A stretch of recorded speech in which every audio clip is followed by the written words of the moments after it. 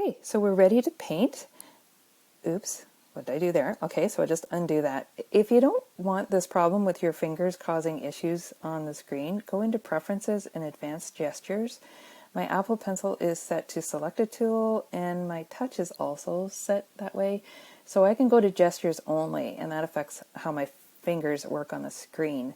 Problem is there that I like to paint with my fingers sometimes, so I can't do that with Gestures only.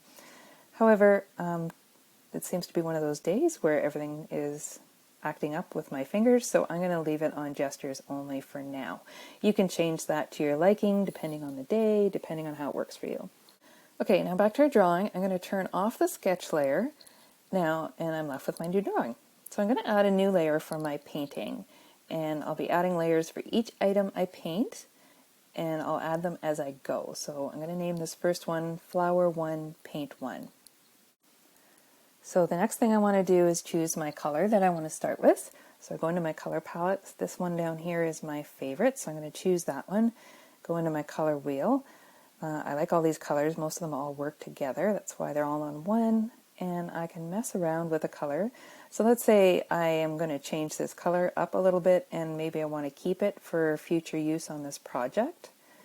So let's choose that, say. Now, you can just add it, but of course I'm loaded up here, so I have to pick one to get rid of. So to get rid of a color, which one am I going to pick here? I'll choose this one. And you just toss it away. You just select it and toss it. And I'm going to move that guy over. And now all I have to do is touch it, and my color appears. So you can start a whole new palette of your favorite colors that you want to work with on projects. Unfortunately, you can't move the colors around out here.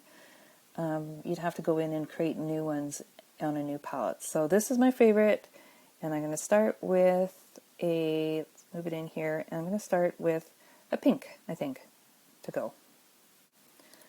Now for the brush, I want to go to my painting brushes, and I like this water brush right here. They have so many options you can pick from, and there's also so many options out on the web that you can import in.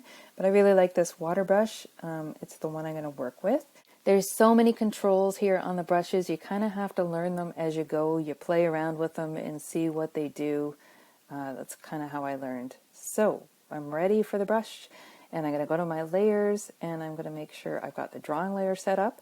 So now I'm going to select my drawing itself and go to the selection tool, which is the S on that top bar, and I'm going to start to select my outer ring. Oh, so you have to have it on automatic, not freehand. So automatic selection. Oops, flipped out on me. One more try. So automatic selection, we're going to choose this outer ring of petals, and then we're going to go up and select our paint layer and see how everything that turned gray is masked out. We won't be able to paint on that. You're only going to be able to paint on the white section, which is so perfect for me. So I'm going to change the size of my brush where I want, and the opacity I choose about a 50% because I want a washed out look. And we start to paint. So I just put in some pink. Now when I do this, I try to put about 3 different colors in to give it some dimension. So I like this section. You can see the color next to the one you used previously. And I still have my water brush there, so I paint a little over. So you're just kind of scribbling in, doing it by sight, really. And I'm going to pick a third one, maybe this orange. And I like this because every one I paint is just a little bit different. So even though it's digital, it still gives me a lot of options to choose. So I deselect, and I have my first paint layer done. So we're going to do our second one. So go back to drawing, go back to select, make sure it's automatic, and pick your next ring of petals. Now go into the layers and create a second layer. So we're going to name this one just like we did the first one, so we can stay organized here. And we're going to paint our second ring onto its own layer. And here I'm going to start to choose colors that complement it but are a little bit different. You can paint everything on the same layer if you want, but I like the control because later on I'm going to show you how to use the color tools, and I want to be able to change each layer individually. Again, this is why I like having a lot of layers to work with. So when I'm limited to 26, it's really tight. It really limits my creativity. So this section is going to be a little lighter than the first one. The other nice thing is that by they're all being painted on their own layers, you can do a layer twice. You can choose from different options. You can delete it if you don't like it and start again. So our third layer that we created there, we're going to do the center. and again I'm going to choose some colors that complement but aren't quite the same.